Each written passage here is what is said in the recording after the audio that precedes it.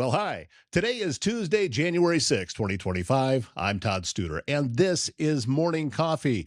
We have a special treat coming up for you today. I actually took all the recording gear and headed out of the studio into someone else's studio.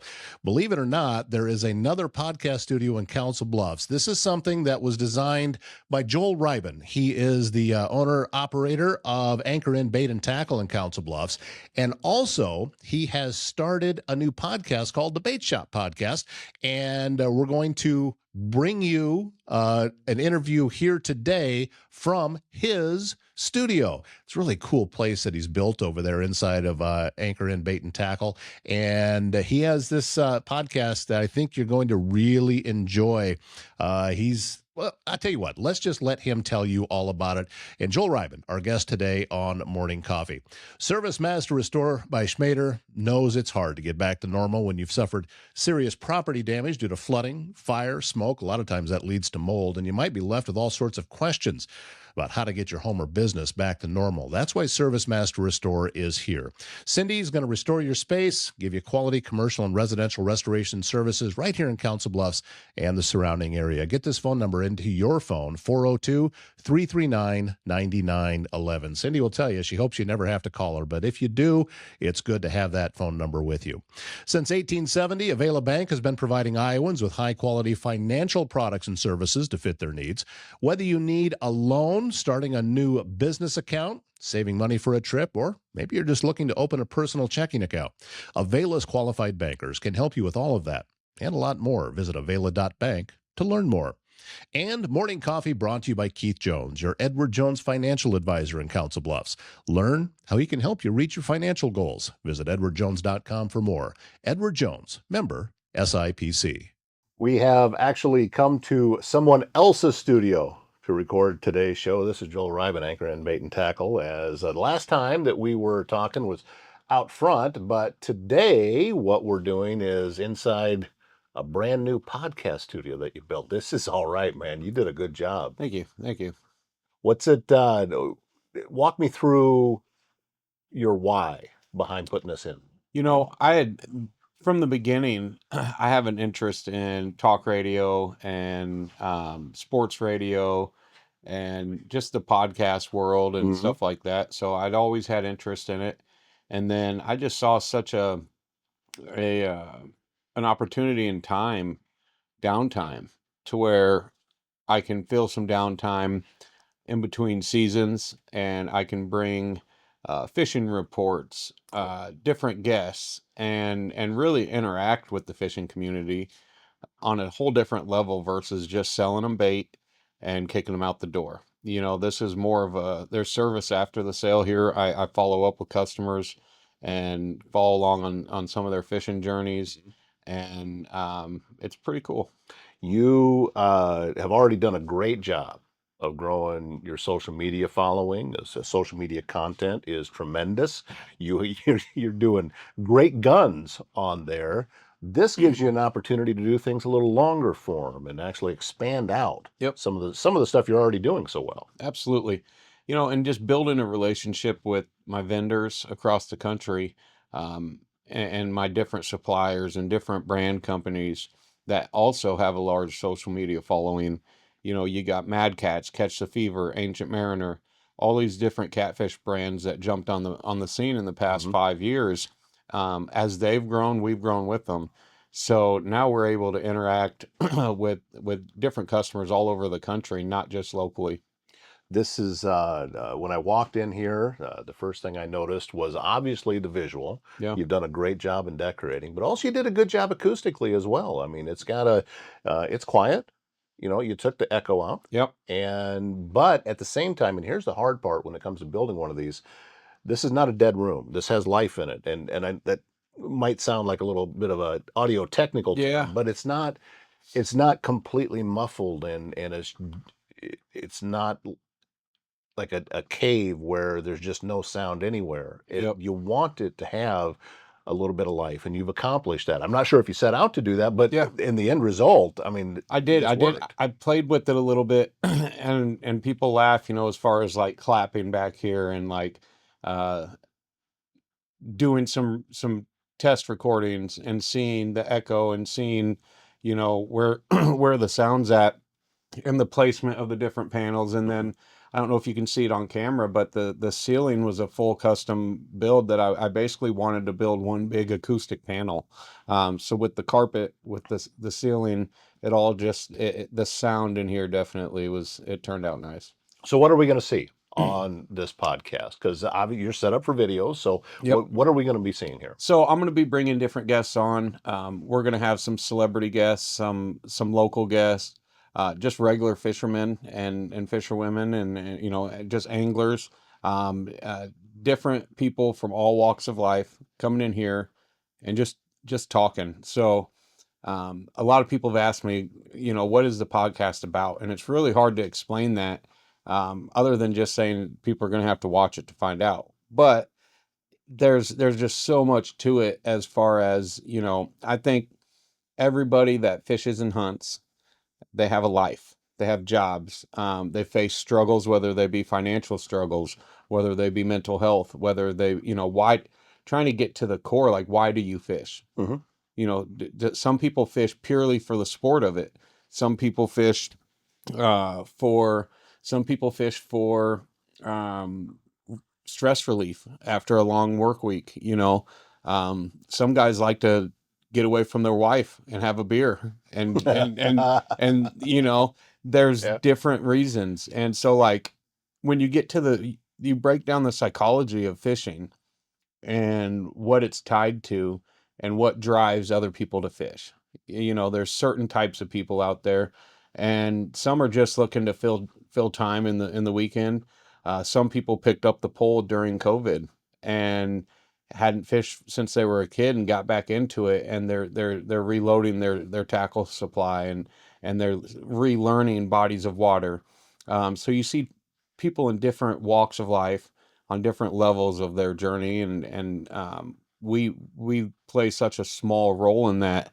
I thought, why not connect a little bit deeper? And I got single dads that are raising kids on their own, which I can relate to, and some other people can relate to.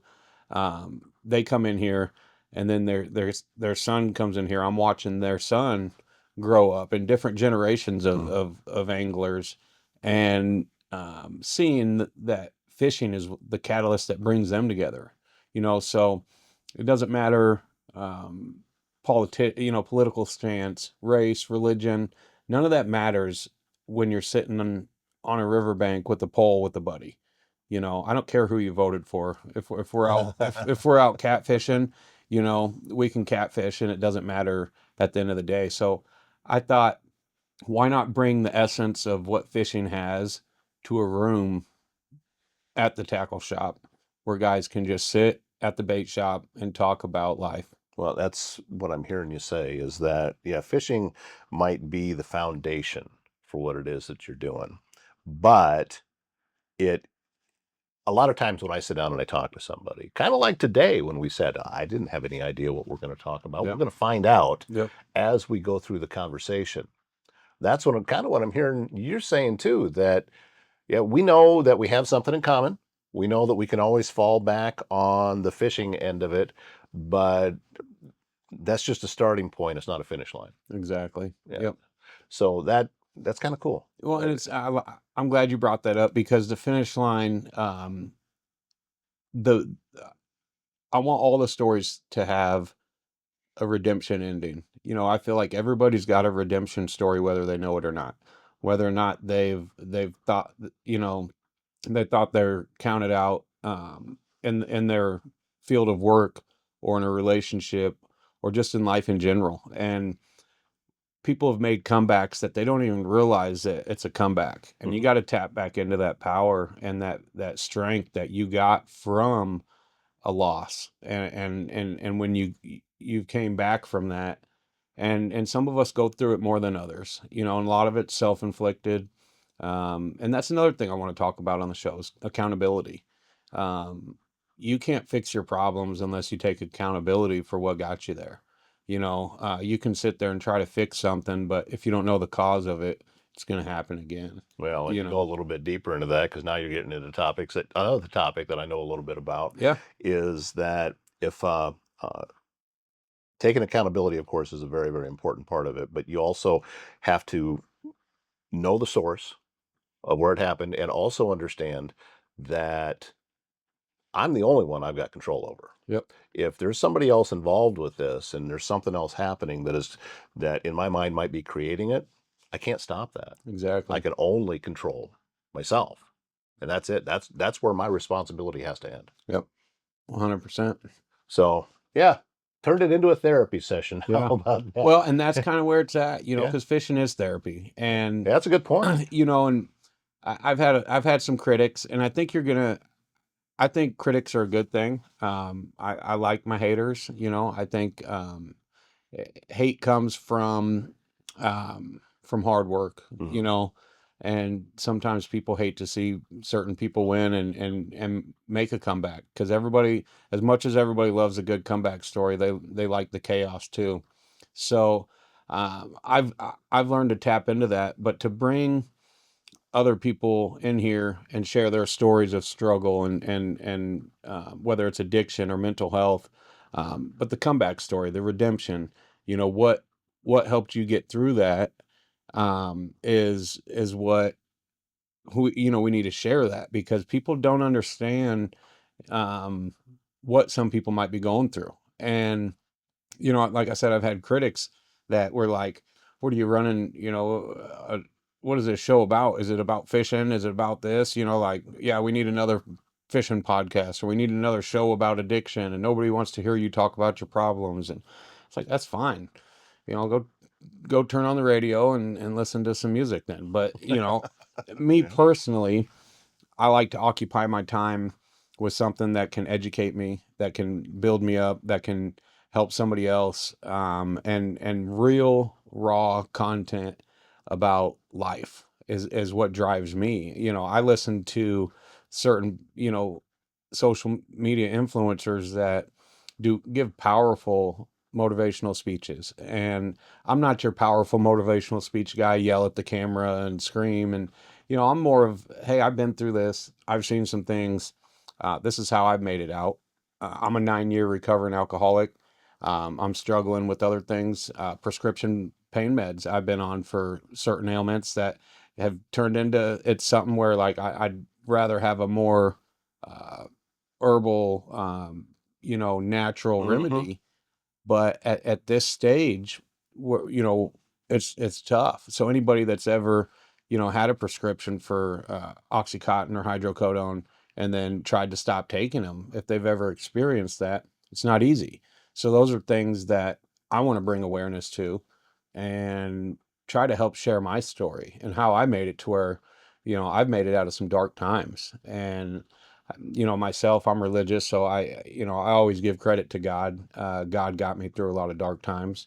And my friends, my support group, the circle you build around you has to be strong. And that's what we're trying to do here. We're building more of a community and a family, based on, we're faith based, but we're chaos based.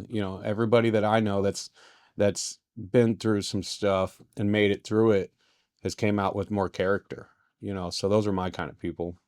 I think, regarding the critics that are out there, the people that want to make the negative comments about something, oftentimes that's coming from their own personal comparison. They're looking at their life versus your life, and Yep. if they see you advancing, well, that can't be real. Otherwise, I got to look at myself, and they don't want to do that. Absolutely. So yeah, I'm talking to you. So, but also,